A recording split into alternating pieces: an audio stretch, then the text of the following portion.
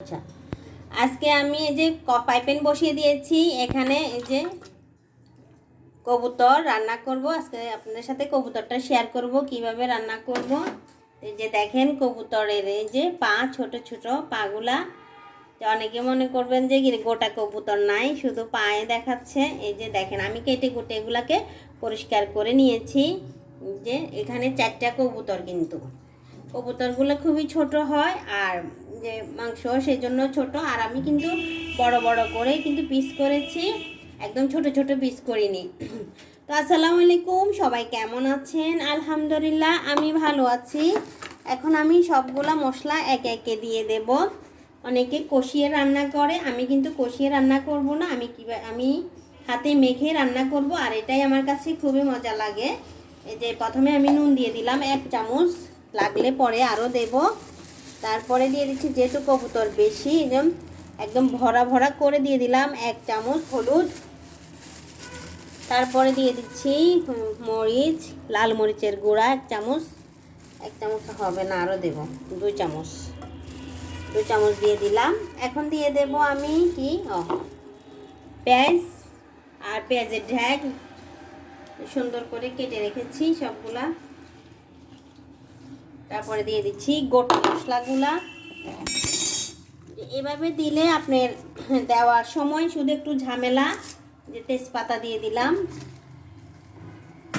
মুরগি কবুতর বেশি, এই জন্য কি বেশি করে একটু মশলা দিতে হবে।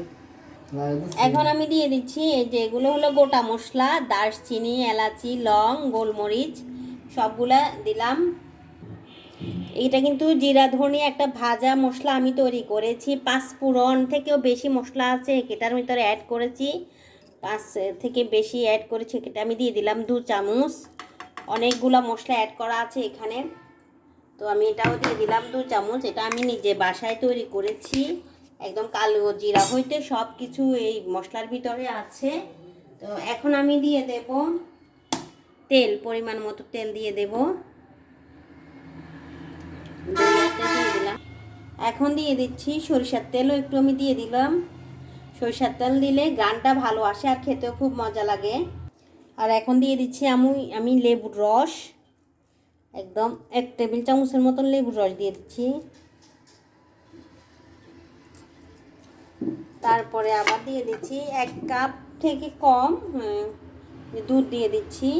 টেস্টটা ভালো আসবে দিলে, দুধটা দিলে। মানে এটা আপনারা চাইলে এখানে টক দইও ইউজ করতে পারেন। আমি টক দইয়ের পরিবর্তে আলাদা আলাদা করে দিলাম। আমার যেহেতু 4টা কবুতর, এই যে এখানে দেখেন প্রায় 3 টেবিল চামচের মতন আমি রসুন পেস্ট করা দিয়ে দিয়েছি। এখন আমি আদা দিয়ে দিচ্ছি, আদা পেস্ট করা। এখানে 2 টেবিল চামচের মতন আদা দিয়ে দিলাম। আদা কম দিয়েছি কারণ কবুতরটা খুবই কচি থাকে, এই জন্য। আর আমি দিয়ে দিচ্ছি কাঁচামরিচ, 3-4টা এখানে কাঁচামরিচ দিয়ে দিয়েছি। এখন আমি ভালো করে এগুলাকে সবগুলো উপকরণগুলো দিয়ে এখন আমি ম্যারিনেট করে রাখবো।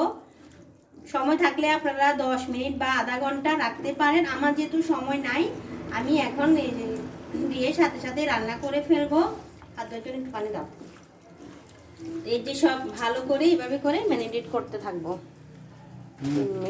তো সবগুলো ম্যারিনেট করা আমার হয়ে গেছে। এখন আমি কিন্তু হাত ধুয়ে একটু পানি দিয়ে দেবো, যা সিদ্ধ হওয়া পর্যন্ত।